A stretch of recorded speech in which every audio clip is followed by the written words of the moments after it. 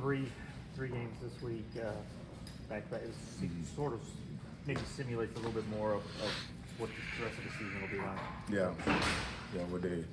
Well, everybody's having to go through it. The Players Era tournament is 3 games in 5 days. We just played 3 games in 18 days, if I'm not mistaken.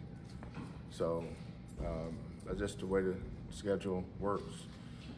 No sense complaining about it. You just adjust to it and go play.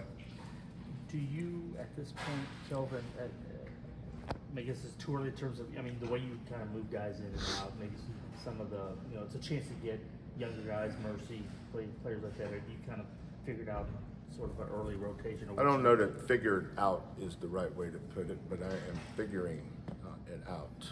I don't have things figured out after 4 games. We're still very much a work in progress. And probably will be closer to Christmas, although Christmas is be here pretty soon. We're getting better. I can tell it in practice. Sometimes you have to just keep hitting the rock in practice every day until you actually see it in games. Whether it's Milos or Mercy. But the things that we live that you guys see, oh, by the way, I hadn't realized that, is that Terrence and JoJo didn't play basketball for 7 months. Like Terrence couldn't finish practice today because of his Achilles. It still gets sore. I would have liked to have had Terrence the second half against Auburn. I would like to have J.D. Pierre the second half against Auburn. We didn't have either one of them, and that's one of those guess what statements. Well, guess what? We're not nearly as good without those guys. But all our surgery guys, we spend a lot of time with them in treatment with John and rehab with John. So just getting through that. But all our guys, they're getting better. I don't know that we change anything regardless of who we play. We play the same, prepare the same. We don't walk up into the Alabama game, and I know it sounds trite, but it's the truth. We prepare for Hofstra exactly the same way we prepare for Alabama. The people outside the gym look at it differently, but we don't. Speaking of Alabama, you guys are familiar with Sears, but the freshman LeBaron has Balon's gotten off to a good start, and then I think the big man as well. Well, we played against their big man when he was at Rutgers. He was the starting center. We played them in the, is that our Final Four team? I think it was. Yeah, Sweet 16. Yeah, played them in Sweet 16, that's right. And then the other guys on that team, I don't think we played against them. I've seen all of those kids play in high school, summer circuit. But talented, really talented. Alabama was the Final Four team last year. I think this team's probably more talented than that team. Terrence was kind of limping a little bit off the floor. He's okay. That was just the Achilles. Yeah, he does that every day, in every game. There's never a game or a day that when he's done, he doesn't limp. Has he got to the point when those moments happen that you can tell that he bounced? It may take a day or so, but does he bounce back the way that you'd like to see? Yeah, what's today? Sunday, Saturday. He was good in practice yesterday, but he was better today. Today might have been his best practice he's had in 2 years. 3 years he's been here. But he's also recovering from a torn Achilles. 10 years ago that was a 12-month recovery. Now he was. Because of his body type and genes or metabolism, whatever you want to, he's still recovering, but I'm pushing the envelope. Like in some of these games, I leave him out a little bit longer, but that's really not my choice, that's his. I said, look, I'm gonna get to a point tonight where I'm gonna leave you out there. You just let me know if you need to come out. But if you don't let me know, I'm gonna leave you in. That's kind of what I'm doing. Do you change anything up with the Wednesday late game in terms of how you guys will?